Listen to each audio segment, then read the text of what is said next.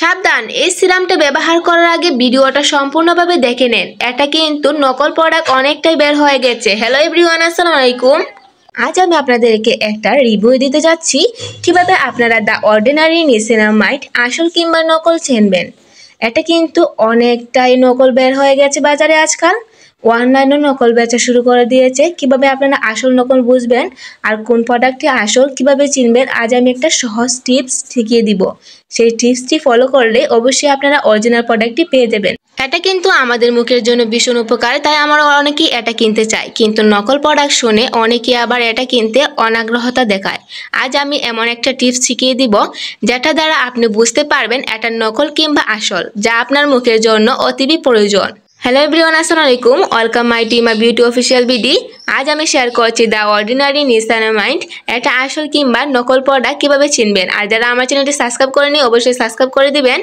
এখন আমি বলে দিচ্ছি কিভাবে আপনারা চিনবেন আর এটা মুখের জন্য কি কি উপকার করতে পারে, কার কার মুখের জন্য দরকার, কি কি ক্ষতি করতে পারে নকল প্রোডাক্ট ইউজ করলে, সবকিছু আজকে থাকছে আজকের ভিডিওতে। তাই দেরি না করে আমার এই ভিডিওটি সম্পূর্ণ দেখার চেষ্টা করুন। অল্পতেই আমি শেষ করে দিব।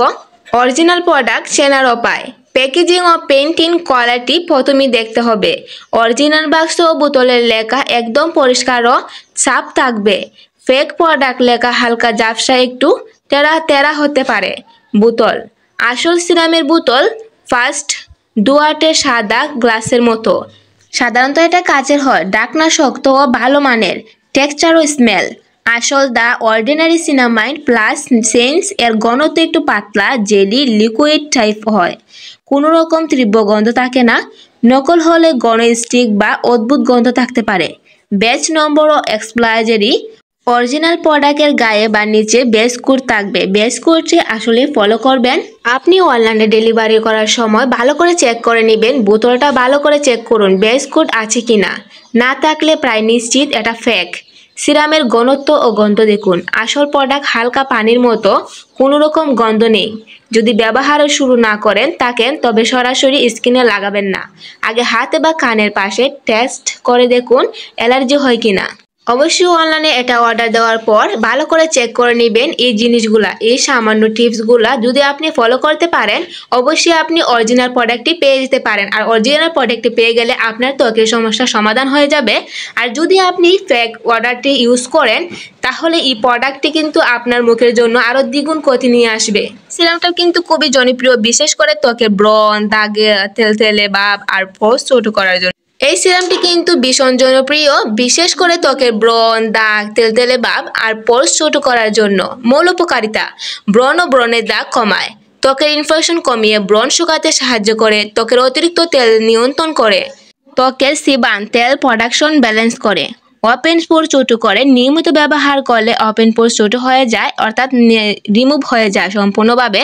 ব্রণ উঠবে না আর কখনো। সাধারণত ওপেন পোর্সের জন্যই আমাদের ত্বকে বেশিরভাগই ব্রণ হয়ে থাকে। এই ব্রণটা কিন্তু ওপেন পোর্সের ফাঁকা জায়গা থেকেই তৈরি হয়, আর এটা আমাদের লোমকূপের জায়গা থেকেও বিশেষ করে ব্রণ হয়ে থাকে।